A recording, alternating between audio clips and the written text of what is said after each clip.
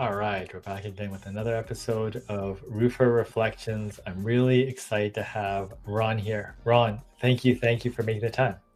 You're welcome. It's my honor. You've been part of the roofing industry for a while. Yeah, I answered a one ad 47 years ago, and that started my career in roofing. Wow. And where was this? Where was this one ad? It was in Utah, a little town north of Salt Lake City.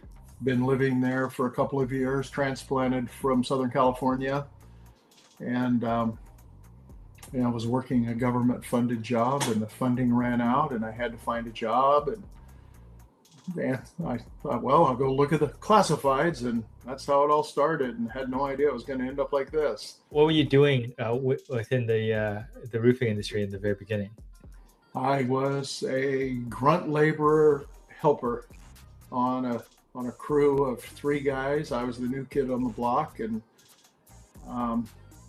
basically carried a lot of stuff up and down the ladder and followed instructions. The guy that taught me roofing, and I knew nothing about roofing, the guy that taught me was a very patient guy, retired Coast Guard guy that got into roofing, and lost track of him over the years, but he taught me the technical aspects of roofing, and then along the way some other people taught me a whole lot about the value of hard work. Did you go in a few different companies? Were you with this one company for a long time? How did it work?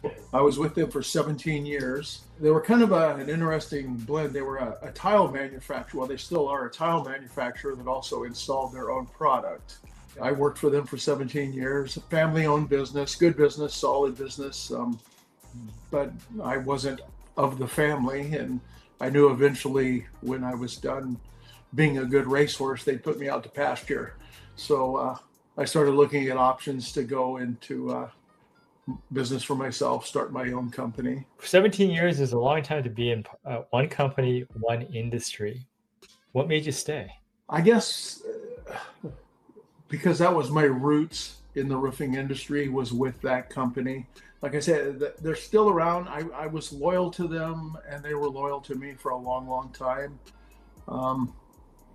And I got really, I don't want to toot my own horn, but I got really good as a roofing installer, and I kind of figured it out. And back then we got paid piece rates.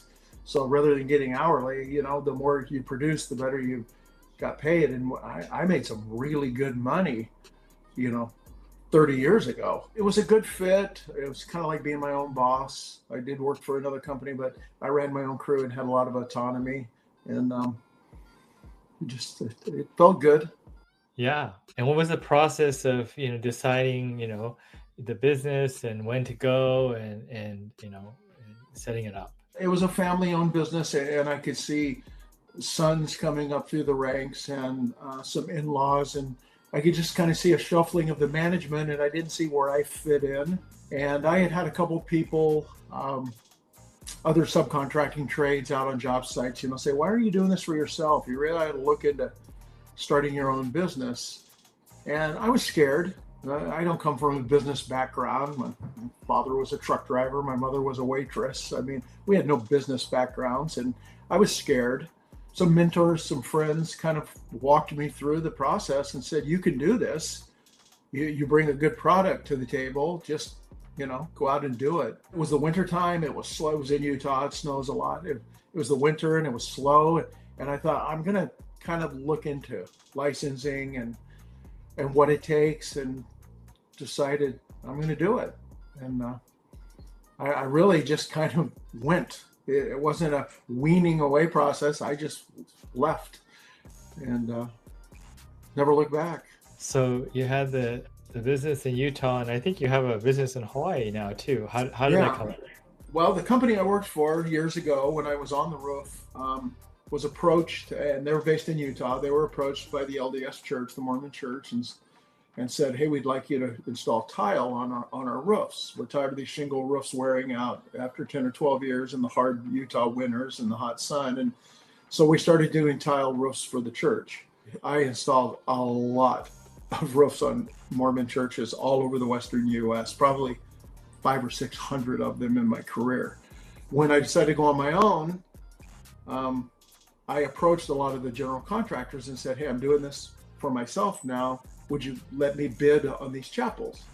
And so we continued that. And then I was asked to come to Hawaii and put a roof on a church on the Big Island, which is where I now live, the Big Island of Hawaii. And while we were here doing it, Hurricane Iniki hit Kauai. And the church contacted their people in Hawaii and said, hey, don't you have a roofer over there right now working on one of our jobs? Yeah. Can he fly to Kauai and look at our buildings? Well, we ended up repairing all of those chapels on Kauai. And it just kind of kept going. We kind of made a bit of a foothold. And I kept coming back, and I had some good friends who live here. And years ago, I challenged my marketing team, and I said, I think we want to open a Hawaii branch. I think it's a good fit for us.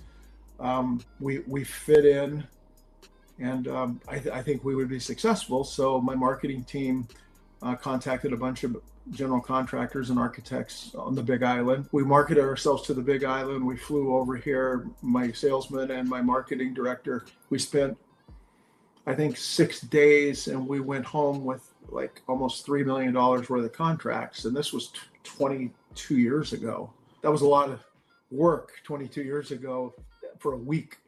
And I just started commuting, and I brought a crew over with me, and I'd come and stay a week, and then I stay 2 weeks. Then I rented a condo, then I rented a house, then I bought a house. And it just kind of fell into it. I love Utah. I still have a business there. One of my children live there and works for me, but I don't like snow anymore. And it's fun to go visit. I'll be there next week, and I'm sure I'll be in some snow over the holidays. But I thought, I kind of like t-shirts and wearing shorts and, not having to scrape ice off my windshield every morning. So it just kind of morphed into this Hawaii thing. And yeah, we've been over here now over 20 years. And it's been a nice fit. It's been a really nice fit. When people approach you, maybe they're considering roofing as an industry or new to the industry, what sort of advice do you give them? Don't be afraid to ask questions. Don't be afraid to reach out. My first board meeting, I sat down and I looked around the room, and I was so intimidated. Even though I brought 30 plus years of experience to the room, I felt intimidated because these were guys that have been doing this a long, long time and have businesses way bigger and way more successful than mine. But I learned, if you walk up and say, hi, I'm Ron Lloyd, shake their hand, tell me about your business, just like you're asking me today, people are quick to share. And, they're not going to tell me how to run my business, but they're going to help me avoid pitfalls. And I've always felt that the dumbest question is the one that doesn't get asked. I'm always quick to offer to the young people coming up. I don't want to tell you how to run your business, how to run your life, but if you ask me, I will share with you things I've learned along the way, some of the pitfalls and some of the accolades and the thing that makes it fun to do this for a living. But be involved. Always. On the outside looking in, you're always on the outside. The minute you walk into the room and shake a hand and say hello, then suddenly you get incorporated into the group. And then that's when growth takes place. And that's when friendships and business developments. And that's still, to me, it's still happening today.